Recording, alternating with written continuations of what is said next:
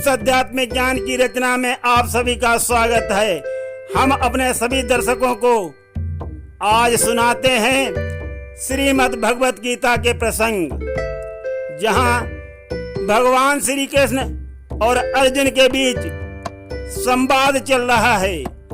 अर्जुन मोहित होकर के भगवान श्री कृष्ण से कह रहे हैं, सुनिए। अज्ञान को मन से मिटा दो, त्याग दो अभिमान को, यत्न कर दिल में उतारो इस आध्यात्मिक सद्ज्ञान को। जब सारथी बनकर चले प्रभु युद्ध के मैदान को, मैं को मिटाना लक्ष्य था और तोड़ना अभिमान को। इसलिए रोकान रड़े सब गुप्त रख संज्ञान को, करनी का फल भोगे बिना ना सूझे अधम इंसान को। कल मैंने श्रीमद् भगवत गीता के कुछ प्रसंग सुनाए थे, जो प्रथम अध्याय था। दूसरा अध्याय आज प्रारंभ हो रहा है। कल महाघमंडी श्री दुर्योधन ने भीष्म पितामह को सेनापति नियुक्त किया था, और आज वो गुरुवर श्री द्रोणाचार्य के पास आकर के कहते हैं, सुनिए। तो दोस्तों, पहले थोड़ा सा महाराज धृतराष्ट्र का हाल सुन लीजिए, जो संजय से पूछ रहे हैं। जब धर्म सूची कुरुक्षेत्र में सेना सभी सजने लगी, संजय बताओ देख कर क्या रणभेरियां बजने लगी। पांडवी सेना निरख देख व्यूहाकार को, गुरु द्रोण से जाकर सुझाया सैन्य के आकार को। तो दुर्योधन जी श्री गुरु द्रोण से बताते हैं, सुनिए। भीम अर्जुन के बराबर इसमें बहुत से सूर हैं, जोश भी छाया हुआ बल पौरुष से अति भरपूर हैं। सेना हमारी भी न कम, जोश भी है कम नहीं, मोह प्राणों का नहीं, कुछ वस्तु की है गम नहीं। कौन क्या क्या कर सके ये खूब पहले जान लो, उस व्यूह की रचना करो, कहना हमारा मान लो। जो तोड़ कोई ना सके चाहे भी जितना वीर हो, जो भेद कोई ना सके चाहे तीर हो या शमशीर हो। गुरुवर आपके होते हुए मैं क्यों खड़ा लाचार हूँ, विजय की आशा किए करता प्रकट आभार हूं। इस प्रकार श्री दुर्योधन जी महाराज गुरु द्रोणाचार्य से बात करते हैं और उनमें उत्साह भरते हैं कि ऐसे व्यूह की रचना करो जो कोई भी उसको भेद न पाए, चाहे तीर हो अथवा शमशीर हो। सुनते रहिए आध्यात्मिक ज्ञान में। पितामह भी हमारे साथ हैं, फिर जीत सकता कौन है। वो किंतु कुछ कहते नहीं, रहते हमेशा मौन हैं। कर आकलन दोनों सैन्य का, गुरुवर बताओ सब अभी, युद्ध के फरमान को जारी करूंगा मैं तभी।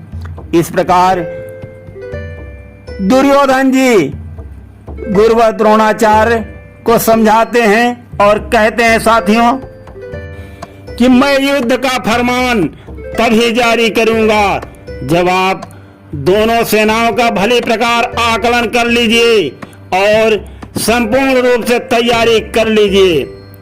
तब गुरु द्रोणाचार्य दुर्योधन को समझाते हैं और कहते हैं, सुनिए साथियों। गुरु द्रोण तब बोले बचन, धैर्य रखना चाहिए, लालसा को त्याग पहले कर्म करना चाहिए। तभी भीष्म कुरुवृद्ध प्रतापी ने नृप को हर्षाया, सिंहनाद कर ऊंच स्वर से अपना शंख बजाया। इतने में भीष्म पितामह ने बड़ी ऊंची गर्जना करके सिंहनाद कर दिया। वो सिंहनाद सुन करके दुर्योधन बहुत खुश हो गया। साथियों सुनते रहिए। जब श्री भीष्म पितामह ने अपना रणभेदी शंख बजाया तो साथियों चारों तरफ शंखों की बजने लगे, घोर ध्वनि उठने लगी। तब रण में बजने शंख लगे, जिनकी ध्वनि छाई चारों ओर। दोनों दल आए सन्मुख, तब छा गई घटा तब अति घनघोर। हरि ने 5 जन्य शंख बजाया, अर्जुन ने देवदत्त रणधीर। फूंका भीम भीम कर माने, शंख महान पौंड गंभीर। भूप युधिष्ठिर कुंती सुत ने, फूंका शंख अनंत विजय। सादेव नकुल ने शंख बजाए, मणिपुष्पक सुघोष निर्भय। पृथक पृथक सब योद्धाओं ने निज निज शंख बजाए। जिसको लड़ना था वो उनके सन्मुख आए। पार्थ बोले तब केशव से, अच्युत मेरे रथ को तत्काल। दोनों दल के बीच में मेरा चलकर रथ रोको नंदलाल। तो भाइयों बहनों, यहाँ पर पार्थ श्री अर्जुन भगवान श्री कृष्ण से बोलते हैं कि हे प्रभु, मेरे रथ को दोनों दल के बीच में ले चलो। मैं पहले दोनों दल के योद्धाओं को देखूंगा, उसके बाद में मैं युद्ध करूंगा। प्रभु हे हरि, मैं उन सबको देखूंगा जिनसे हमको लड़ना आज। यहाँ जितने वीर उपस्थित हैं, सजे हुए सब रण के साज। पक्ष कौरवों के जो आए, हितकामी नामी बलवान। अतिशय प्रिय युद्ध लगे जिनको, प्रथम ही देखूंगा भगवान। तो दोस्तों, यहाँ पर श्री अर्जुन भगवान श्री कृष्ण से कहते हैं कि प्रभु, मैं उन योद्धाओं को अवश्य देखूंगा जिनको युद्ध बहुत प्रिय लग रहा है। तो भगवान श्री कृष्ण कहते हैं, अर्जुन के ऐसा कहने पर इंद्रिय स्वामी श्री भगवंत दोनों दल के बीच में लाए उत्तम रथ को स्वयं तुरंत। जहां भीष्म द्रोणादि वीर थे और अन्य थे भूप कुमारी। हरि ने कहा देख लो इनको, भली भांति है कुंती कुमार। तो भगवान श्री कृष्ण ने अपने रथ को दोनों सेनाओं के बीच में लाकर खड़ा कर दिया और उस जगह पे खड़ा किया जहां पर उनके सामने भीष्म पितामह, परम पूज्य गुरु द्रोणाचार्य, सभी पूजनीय हस्तियां मौजूद थी। उस जगह पे भगवान श्री कृष्ण ने पार्थ का रथ खड़ा कर दिया साथियों, और कहा कि ये देख लो, आपके श्री भीष्म पितामह हैं, आपके ऊपर बाण संधाने खड़े हुए हैं। आचार्य श्री गुरु द्रोणाचार्य हैं, वो भी अपना बाण संधाने खड़े हुए हैं। पार्थ देख लो भली प्रकार। तो इस प्रकार समझाते हैं। तो दोस्तों, श्री अर्जुन ने देखा तो सामने क्या देखते हैं? देखा सन्मुख खड़े हुए हैं पूज्य पितामह गुरु आचार्य। मामा भाई सुत पौत सजन सब लड़ना है जिनसे अनिवार्य। आवेश में आकर करुणा से बोले पारथ बचन कराल, इन पर यदि गांडीव उठाया आ जाएगा तो भूचाल। तो साथियों अर्जुन यहाँ पर सोच रहे हैं कि हमारे मामा भाई पुत्र बंधु बांधव ये सब हैं, इन पर अगर हमने गांडीव उठाया तो भूचाल आ जाएगा। तो यही सोचकर भगवान को कहते हैं कि प्रभु, बहुत आवेश में आकर के कहते हैं कि क्या मैं इनको मारूंगा, इनको ऐसे कहते हैं भगवान से। अंग शिथिल सब हो गए प्रभु जब से इन्हें निहारा, इन्हें मार कर राज तिलो की हमको नहीं गंवारा। तो अर्जुन कहते हैं तीनों लोगों का राज भी मिल जाए, इनको मारकर हमको नहीं चाहिए। कांप रहा मेरा शरीर यह कैसे गांडीव उठाऊंगा, इन्हें मारने से पहले मैं स्वयं नाथ मर जाऊंगा। तो इस प्रकार अर्जुन कहते हैं भगवान श्री कृष्ण से। साथियों, लक्षण विपरीत दिखते हैं हे केशव हमको सभी प्रकार, कल्याण नहीं अपयश होगा इन सजनों को मार। विजय राज्य मैं नहीं चाहता, नहीं चाहता सुख संभार, नहीं लालसा सुख भोगों की ये मुझको कभी न अंगीकार। मधुसूदन ये मारे मुझको मैं करूंगा इन पर घात, राज त्याग दो त्रिभुवन का तुक्ष मही की कैसी बात।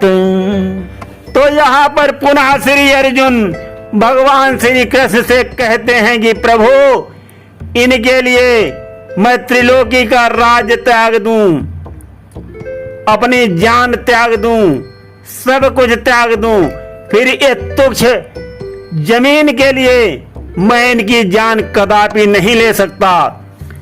तो सुनते रहिए दोस्तों, कहते हैं जिनके लिए राज भोगों की होनी हृदय सुखों की चाह, जो वो हिरण में सन्मुख हैं प्राणों की उन्हें नहीं परवाह।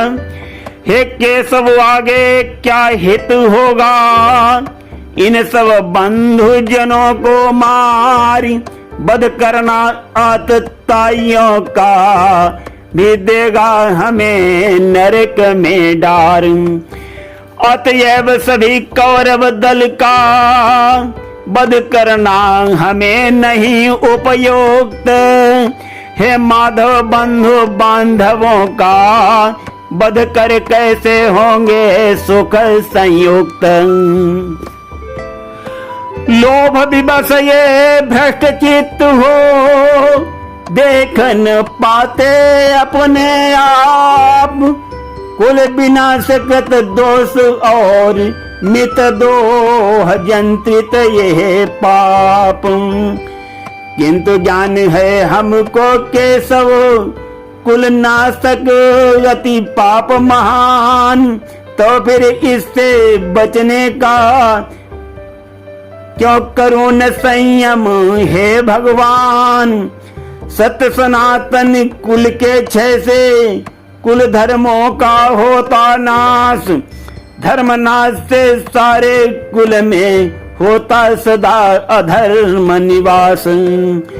कुल का पतन करे जो कोई उसको लगता पाप महान, लाखों दोष गिनाऊं कहाँ तक तुमको है मेरे भगवान। सदियों तक कोई भुला न पाए ऐसा इसमें लगता दोष, कुल घातक कहे सब कोई, कैसे फिर होगा संतोष। मैं अशस्त्र प्रतिकार रहित हूँ, यदि वे रण में डाले मार, जीत हमें मिल जाएगी, उनको कोसेगा सारा संसार। तो साथियों, इस प्रकार श्री अर्जुन भगवान श्री कृष्ण के सामने मोहित होकर के युद्ध करने से मना कर रहे हैं। भगवान श्री कृष्ण बार बार उनको प्रेरित करते हैं और कहते हैं, भारत क्षत्रिय का धर्म केवल युद्ध करना है, जीत और हार की कोई लालसा नहीं करना है। तो ये सब अपने दिल से हटा करके युद्ध करो भारत, युद्ध करो। भगवान इस प्रकार श्री अर्जुन को समझाते हैं। तो गिरीश आध्यात्मिक ज्ञान में आज बस इतना ही। देखते रहिए, श्रीमद् भगवत गीता के प्रसंग कल भी जारी रहेंगे। आज इतना ही, धन्यवाद।